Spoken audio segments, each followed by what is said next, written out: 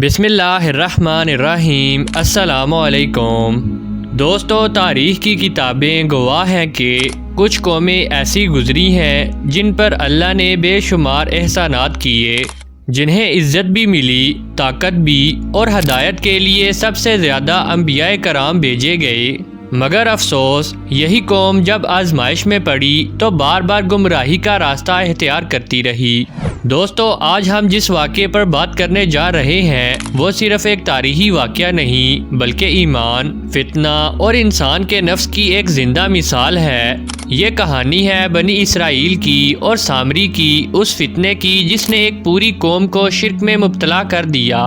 قوم بنی اسرائیل تاریخ کی ایک ایسی قوم ہے جن کی طرف اللہ نے سب سے زیادہ پیغمبروں کو مبعوث کیا، جو ہر دور میں اس قوم کی رہنمائی کرتے رہے۔ اللہ نے بنی اسرائیل کو ایک لمبے عرصے تک دنیا کے دوسرے اقوام پر سبقت دی اور دنیاوی عروج عطا فرمائی۔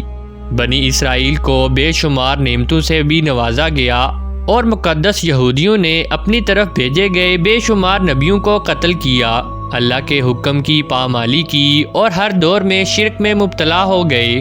دوستو، یہ مجرم قوم جب عذاب میں مبتلا ہوتے تو اپنے پیغمبروں اور صالحین پر ایمان لا کر ان کی پیروی شروع کر دیتے، اور جیسے ہی ان پر سے یہ عذاب ہٹا دیا جاتا تو وہ دوبارہ حق کے منکر بن جاتے اور اپنے وعدوں سے پھر جاتے۔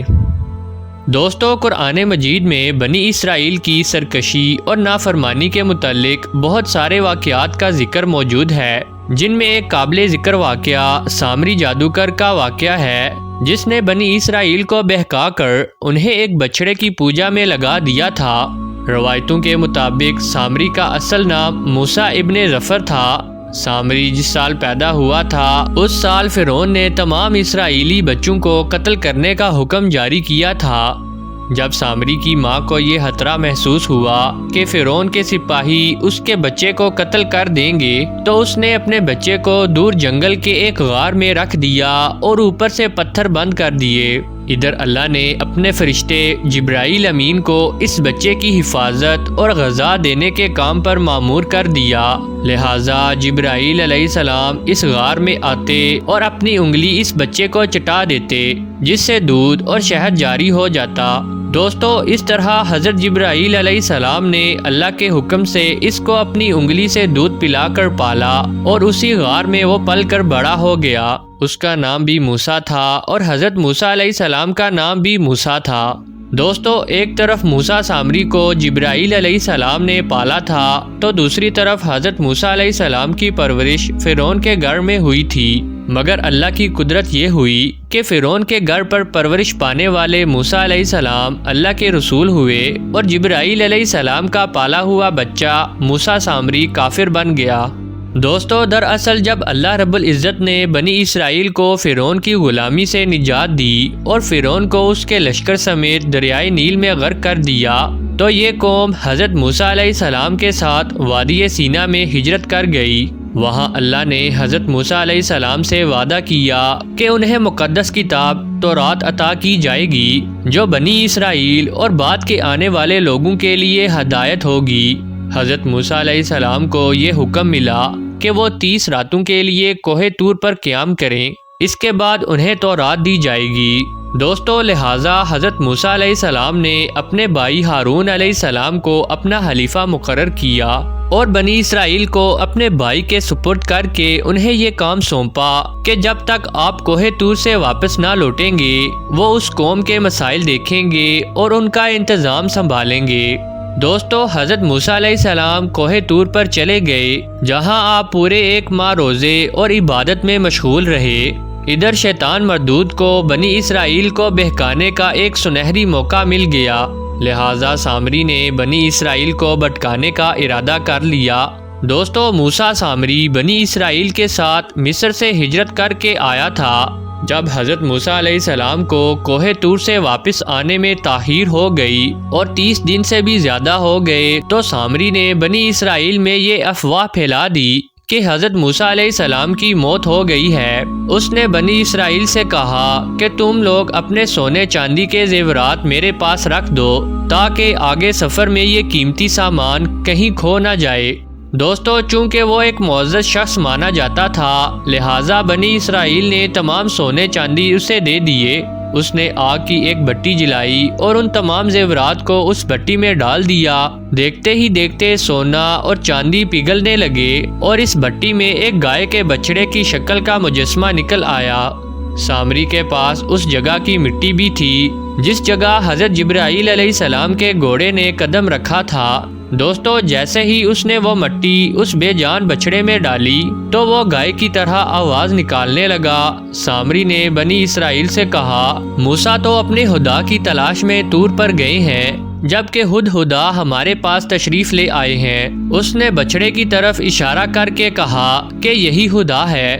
دوستو اس کی اس گمراہ کن تقریر سے بنی اسرائیل کو اس بچڑے کی خدا ہونے پر یقین آ گیا اور انہوں نے اس بچڑے کی پوجا کرنا شروع کر دی اور اس کے آگے سجدہ کرنے لگے۔ دوستو 12,000 آدمیوں کے سوا ساری قوم نے سونے کے اس بچڑے کی عبادت کرنا شروع کر دی۔ ادھر کوہ طور پر مسلسل 40 دن روزہ اور عبادت کے بعد حضرت موسیٰ علیہ السلام کو اللہ کا کلام ملا جو 10 مقدس تختیوں پر تحریر کیا گیا تھا۔ جب آپ کوہ طور سے واپس آئے تو اپنی قوم میں ماحول کو بالکل بدلا ہوا پایا۔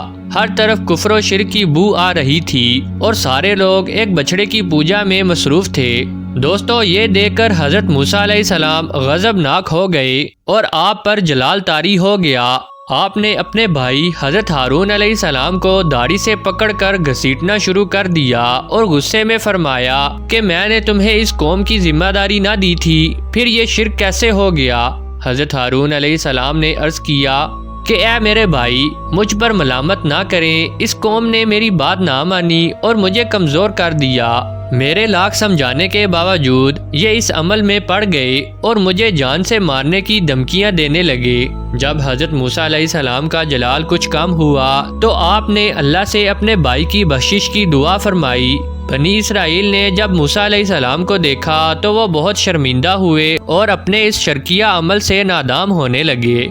دوستو حضرت موسیٰ علیہ السلام نے سامری سے پوچھا کہ تو نے اس قوم کو باطل معبود کے پیچھے کیوں لگا دیا؟ سامری نے جواب دیا کہ میرے نفس نے مجھے اس کام پر مجبور کیا تھا اور یہ میری فریب کاری تھی۔